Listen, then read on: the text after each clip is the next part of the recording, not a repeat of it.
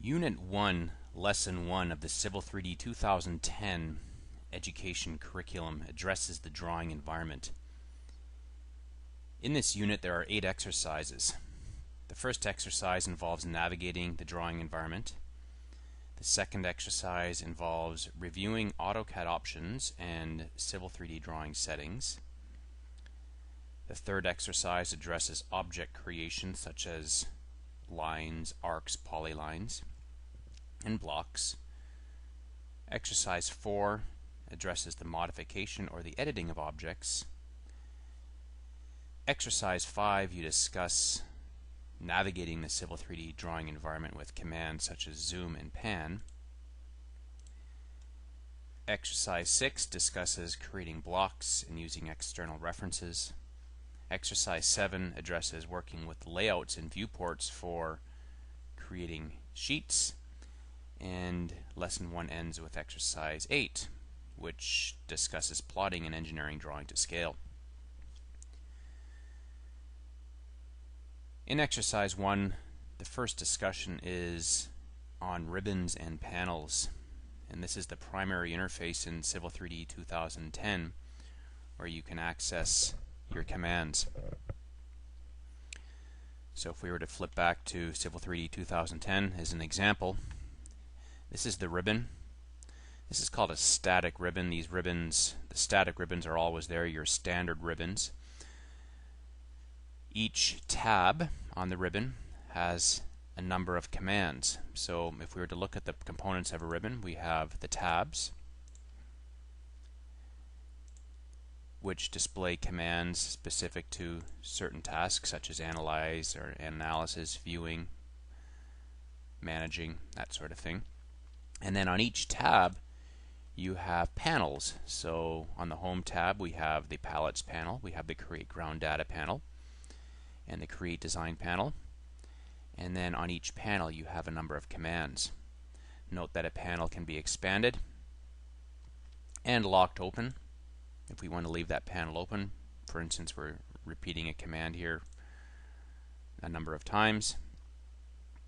And you can control the display of the ribbon with this down arrow, so we can minimize it just to the panels. We can click that again, and then you have the actual tabs. So when you click on a tab, it will just display the ribbon temporarily, and then you have the full view, which is always going to display the ribbons. So that's a static ribbon. And you also have contextual ribbons, which means that when you grip an object in Civil 3D, the contextual ribbon will display information or commands specific to that selected object. And that works with all Civil 3D objects. So let's just flip back to the PowerPoint here. You also have toolbars in Civil 3D to work with. And if we were to keep going through here, workspaces, a really important component of the software. The workspace is the configuration of the user interface. And if we were to flip back to Civil 3D, you can change your workspace here. So right now the workspace is showing commands that are for Civil 3D. However, if we wanted to look at some of the 2D drafting and annotation related commands, we could change our workspace. And essentially what happens is that the workspace changes the user interface based on the tasks that you're wanting to perform. If we change to a geospatial workspace, you will see commands that are now specific to geospatial analysis. And if we were to change to a 3D modeling workspace, you're going to see commands that are specific to 3D modeling tasks. Okay, so one thing that you want to be able to do is customize your workspace settings and turn on automatically save workspace changes, because the workspace is going to account for the position of windows and the layout of all of the interface items. So that's something very important to do. And you can also use the customize command here to go into your CUI, which is customize user interface, and create your own workspaces. So it's recommended is to leave these workspaces intact, and if you're wanting to make a copy of the Civil 3D workspace, Perhaps you now make a copy of this workspace by using the Save Current As command and calling this workspace My C3D Workspace. And that way you will leave the workspaces that come with the software intact, and you can then edit this at your will. The application menu is for drawing access and creation, and that is up here. So this is your application menu, so you have a number of commands here for opening, creating new drawings, saving, exporting data to different formats, printing, publishing, some drawing utilities such as looking at drawing settings, units, drawing properties. And there's a number of tools. We won't get into this, but for 3D drawing, so creating lines, arcs, polylines, text, and blocks, the exercise steps you through if you're wanting some more of those basic AutoCAD skills. Drawing navigation such as zooming and panning. These are all going to be on the View tab of the ribbon, and you have a number of different panning and zooming and drawing navigation options here. Exercise 2 discusses AutoCAD options and drawing settings. So if we click back to AutoCAD or Civil 3D again, if you right-click anywhere in the drawing area without having an object selected and go to Options, you now have all of your paths for drawing templates, for example. Okay, so drawing template file location, this is something that should be configured. Your display tab is where we can configure colors. So for example, if you don't want the background color to be white, we can select a color and change the color here to be color 9. Okay, so we change the background color. Open and save for auto saving. This is a good thing to turn on. Plotting and publishing settings. Some system settings, user preferences for right-click customization. Some drafting settings. And we can expand the dialog box here.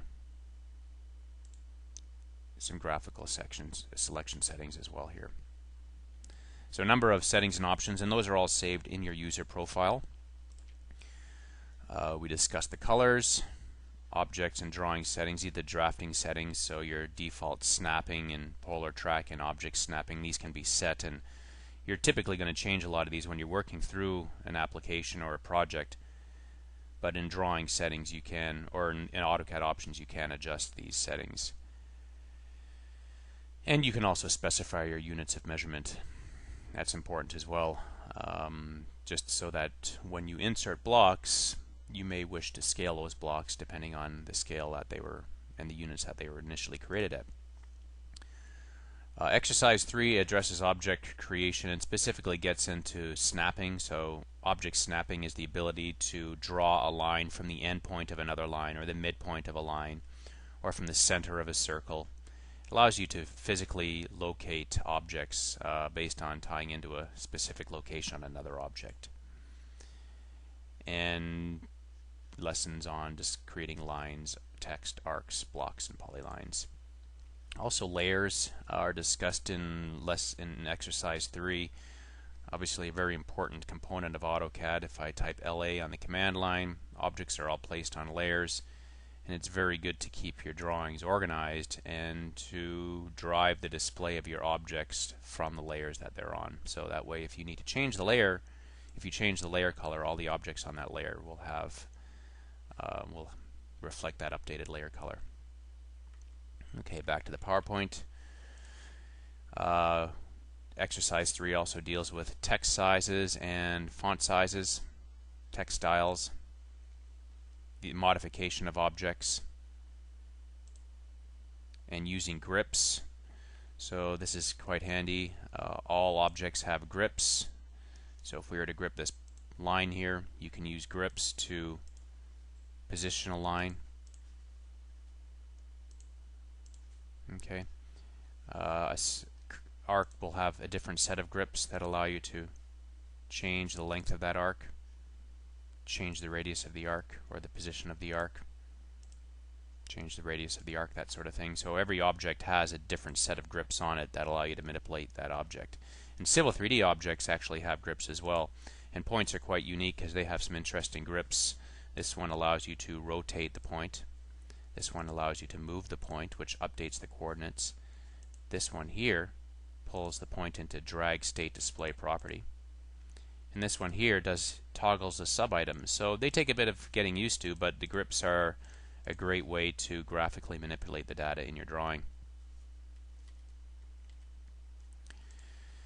Exercise 5 discusses navigating the drawing environment in the third dimension using preset views in the navigation toolbar. And we'll just flip over here quickly. That would be under the View tab. You've got a number of preset views for 3D visualization. Previous views, name views,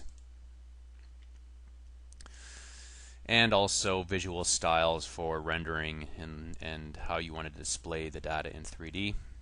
Exercise 6 addresses block definition. So a block is essentially an item that's defined that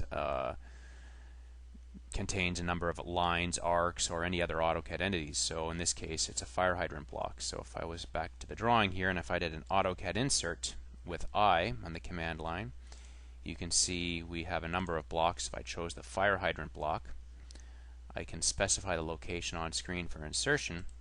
And if I drop that in and we zoom in with the wheel, you can see that this is an actual block called fire hydrant that consists of a number of different entities. So lines and arcs, and they're just assembled together to create a block. So that's useful for standard symbols, and as you can see in this particular drawing, there are a number of blocks defined, and there's a preview window that shows you all of the different blocks. So very handy part of AutoCAD to understand blocks. External references are useful for sharing data, sharing one drawing data amongst other drawings. So for example, a base plan of a civil engineering drawing that shows existing condition might be externally referenced into a number of other design drawings. And the last two exercises in Lesson 1 address layouts and viewports. So configuring your paper space layout tabs with a border, and being able to create a viewport in that to view the model. We'll just have a quick look at that. So if I go into my drawing here again, I can click on a layout, and in this layout you can see there's a viewport. So if I jump into this viewport, I can now pan and navigate in that viewport, and I can also insert a block, or I can create a title block around that. And there's my title block, and I could have my information for the drawing and the municipality or the organization we're working with. And then when you right click on a layout, you can go into your page setup manager, and then if I modify that, this is where we can configure our plotting device, our paper size. So if we went to a D size sheet here and click OK and close, there's a D size sheet. So now we can just erase that border. But I can take this viewport object and make this a bit bigger, and then if I double click, you can see I'm now in the viewport, and I can navigate in that viewport. I can adjust the zoom scale in that viewport, and if I click a viewport and right click and look at AutoCAD properties, the properties window will display the scale of that viewport. So that's how you control plotting and scaling in viewports in AutoCAD. And this is what's discussed in exercise 8. So, and here's your the viewport scale that we just looked at. So that concludes the discussion on Unit 1, Lesson 1. Once again, it's a good unit to go through if you want to brush up your base AutoCAD skills and take it from there. So be sure to watch the rest of the presentations to learn more about the various lessons in this education curriculum.